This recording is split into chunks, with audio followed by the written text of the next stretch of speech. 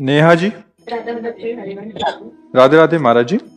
गुरु जी, जैसे नाम जप हम किसी भी अवस्था में कर सकते हैं, क्या पंचाक्षरी मंत्र का जप भी नहीं हम कर सकते हैं? नहीं नहीं नहीं। पहली बात, पंचाक्षरी मंत्र गुरु प्रदत्त होना चाहिए। दूसरी बात, वो पवित्र अवस्था में ही जपा जाता है। गुरु प्रदत्त ना हो तो पंचाक्षरी मंत्र उच्चारण नहीं करना चाहिए, जपना नहीं चाहिए। ध्यान रखना, ये वैदिक मंत्र है, गुरु प्रदत्त होने पर ही सफलता प्राप्त होती है। आजकल जो ऐसे गान करते हैं ना जोर से शब्दों के उच्चारण, बिल्कुल बात समझ लीजिए, मुख से ऐसे उच्चारण करना मंत्रों का बिल्कुल निषेध है। ये वैदिक मंत्र है, ऐसे नहीं कि आप सुन लिए जैसे गानों में, फिल्मी गाने में नहीं बजते हैं और वो पूरा मंत्र उच्चारण करते हुए, ये सब नहीं, ये गलत बात है। ये शास्त्र विरुद्ध आचरण, उसी को पाप कहते हैं जो शास्त्र विरुद्ध है। मंत्रों का उच्चारण नहीं होता, ये सब वैदिक मंत्र हैं, गुरु प्रदत्त। जैसे द्वादशाक्षर मंत्र है, पंचाक्षर मंत्र है, ये गुरु प्रदत्त होते हैं। कान में मंत्र दिया जाता है, कोई सुने ना, और तुम ऐसे उच्चारण करोगे। अपवित्र दशा में नाम जप किया, पर गुरु मंत्र नहीं, गुरु मंत्र को पवित्र दशा में, और ये गुरु प्रदत्त होना चाहिए। मनमानी ऐसे नहीं जपा जाता। कुछ लोग ऐसे ही मुंह से उच्चारण करते रहते हैं तो कुछ लाभ नहीं और हानि होनी है, क्योंकि वैदिक सिद्धांत के विरुद्ध है। ये जो वैदिक मंत्र है, इनका सिद्धांत से जप किया जाए। नाम जप कभी भी कर सकते हो, नाम कीर्तन किसी भी अवस्था में कर सकते हो, लेकिन मंत्र कीर्तन नहीं किया जाता। मंत्र उपांश या मानसिक ही जपा जाता है, वो भी गुरु प्रदत्त। ऐसे नहीं मनमानी के हमारा जो मन आया सो मंत्र जप रहे, जो मन आया सो मंत्र उच्चारण कर रहे हैं। उसका फल नहीं मिलता क्या महाराज जी? उसका क्या विरुद्ध होता है, विरुद्ध होता है। अरे एक जरा सी त्रुटि हो गई तो वृत्तासुर नाम का दैत्य प्रकट हो गया और यज्ञ कर रहे थे। वृत्तासुर को प्रकट कर रहे थे इंद्र को मारने के लिए, और त्रुटि हो गई तो उसका अर्थ बन गया कि इंद्र जिसको मारे। ऐसा जरा सी त्रुटि हो जाने पे तो अर्थ, तो ऐसे वैदिक मंत्रों का ऐसे नहीं। हमको चित्रकूट में एक संत भगवान ने बताया था, जो वैदिक मंत्रों को बिना गुरु के और अपवित्र दशा में उच्चारण करता है, वो कामी क्रोधी लोभी हो जाएगा, उसके अंदर विकारों की वृद्धि हो जाएगी। जहां निर्विकारता आनी चाहिए वहां विकारता आ जाएगी। इसलिए वैदिक मंत्र गुरुजनों से ही लेना चाहिए, और उनका उच्चारण उपांश या मानसिक वाचिक नहीं उच्चारण करना चाहिए। ये शास्त्रीय सिद्धांत नहीं, ये इससे आध्यात्मिक लाभ भी नहीं मिलेगा और त्रुटि भी हो जाएगी, अहित भी हो जाएगा, अमंगल भी हो जाएगा। शास्त्रीय विरुद्ध आचरण नहीं करना चाहिए।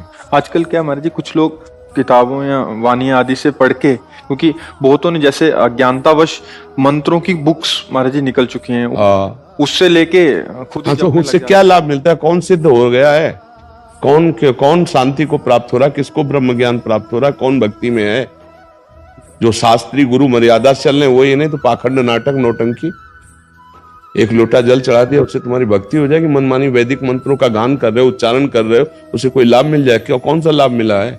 कौन सी स्थिति जागृत हो गई अध्यात्म की? सिद्धांत से चलोगे तो वैदिक सिद्धांत से उसकी उन्नति होगी। ऐसे नहीं होती कि आप पंचाक्षरी मंत्र गान कर रहे हो बिना अधिकार के। और अधिकार भी होता है तो उपांश और मानसिक का होता है। पंचाक्षरी मंत्र का कभी कीर्तन नहीं होता, कभी कीर्तन नहीं होता। पंचाक्षरी मंत्र का और द्वादशाक्षर मंत्र का कीर्तन नहीं होता। ये वैदिक मंत्र है। वो अब अज्ञानी है, कुछ पता नहीं, कुछ अनुभव नहीं, जो मन आया सो कर रहे। आजकल जिसका मन आवे, अंधे का लाठी पकड़ के अंधा चले तो कहां जाएगा? गिरेगा ही। तो बस यही है, अंधे के पीछे अंधे चलने वाले लाखों हैं। उनको खुद ज्ञान नहीं, परमार्थ का, वैदिक सिद्धांत का ज्ञान नहीं, ब्रह्म बोध नहीं। उपदेश उसी का सार्थक होता है जो भगवत बोध और शब्द ब्रह्म का ज्ञानी, शास्त्रों का ज्ञानी और स्वरूप का ज्ञानी दोनों का हो। अब उनको सिद्धांत पता नहीं, वो जो बोले सो वैदिक सिद्धांत का खंडन, और मनमाना समाज में उसका। अब गायत्री जी का कीर्तन हो रहा है, कोई भी पढ़ सकता है। मतलब गजब की बात है, गजब की बात है। महाराज जी, दरअसल क्या कोई रोक लगाने वाला नहीं है ना। अब क्या आपने यहाँ ऐसा है ना कि जो मन में आवे सो कर लो, जो मन में आवे सो बोल लो, एक अलग पगडंडी बन जाएगी। हाँ, वही मतलब कौन निषेध करे? अब हो रहा है, बस अब हो रहा है। पहले ऐसा नहीं था। तस्मात् शास्त्रम प्रमाणम थे, आप ऐसे नहीं बोल सकते। सबको डर था कि गुरुजन है। अब जैसे हमारे आद्य गुरु शंकराचार्य जी के 4 मठ हैं, 4 मठों में बड़े बड़े कौन मानता है? नहीं तो हमारे राजा हैं वो धर्म के। आद्य गुरु भगवान शंकराचार्य जी ने चारों दिशाओं में इसीलिए मठ स्थापित किए, धर्म स्थापन के लिए विरोध कर सकते। तस्मात् शास्त्रम प्रमाणम थे, शास्त्र विरुद्ध आचरण हो रहा है, वो बोल देंगे। पर उनकी मान कौन रहा है?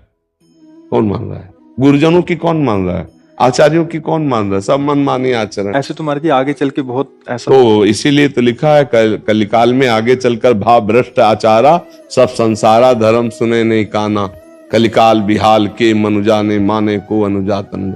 ये सब भ्रष्टता बढ़ती चली जाएगी। ये आज रुचि, संसार की रुचि, अगर बहुत बड़े महात्मा आ जाए यहाँ और एक तरफ यहाँ कोई अभिनय करने वाला नेत्री या अभिनेता बैठा हो, फिर आप देख लीजिए कि अगर उसकी तरफ कौन देखता है, इसकी तरफ कौन देखता है। संसार का क्षेत्र ये है। धर्म की बात कौन सुनना चाहता है? अभी कहो तो चढ़ बैठेंगे संसार के लोग। तस्मात् शास्त्रम प्रमाणम ते कार्या कार्यो व्यो। कौन शासन करे, कौन उन पे बोले? ये धर्म का विषय जानना बहुत कठिन है। कोई महात्मा, हम कह तो रहे हैं, चारों शंकराचार्य का एक शब्द भी आप मिस्टेक दिखा देना हमको, हम किसी संप्रदायवाद से बात नहीं करते। चारों मठ में जो बैठे अद्भुत विद्वान और शास्त्र के मर्मज्ञ और शास्त्र प्रमाणित बात बोलेंगे, लेकिन कितने मानने वाले? सनातन धर्म के विपरीत एक शब्द भी नहीं मिलेगा, शास्त्र के विपरीत शब्द नहीं मिलेगा अभी तक जो हमने देखा है। अब आगे भगवान जाने। अभी तक जो आद्य गुरु भगवान शंकराचार्य जी के पद में 4 मठों में बैठे हुए, ऐसा धर्म विरुद्ध नहीं होगा।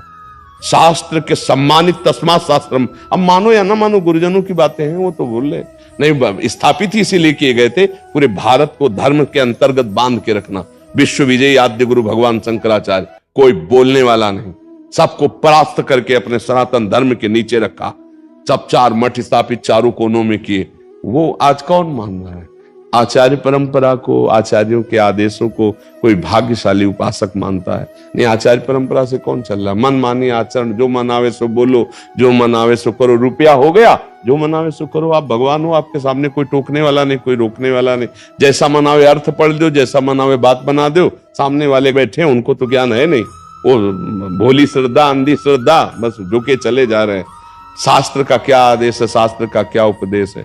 तो इसलिए हमें लगता है वैदिक मंत्रों को गुरुजनों से लेकर मानसिक जप पवित्र अवस्था में, उपांशु जप पवित्र अवस्था में, नाम जप कभी भी कहीं भी कैसे भी कीर्तन कर सकते हैं।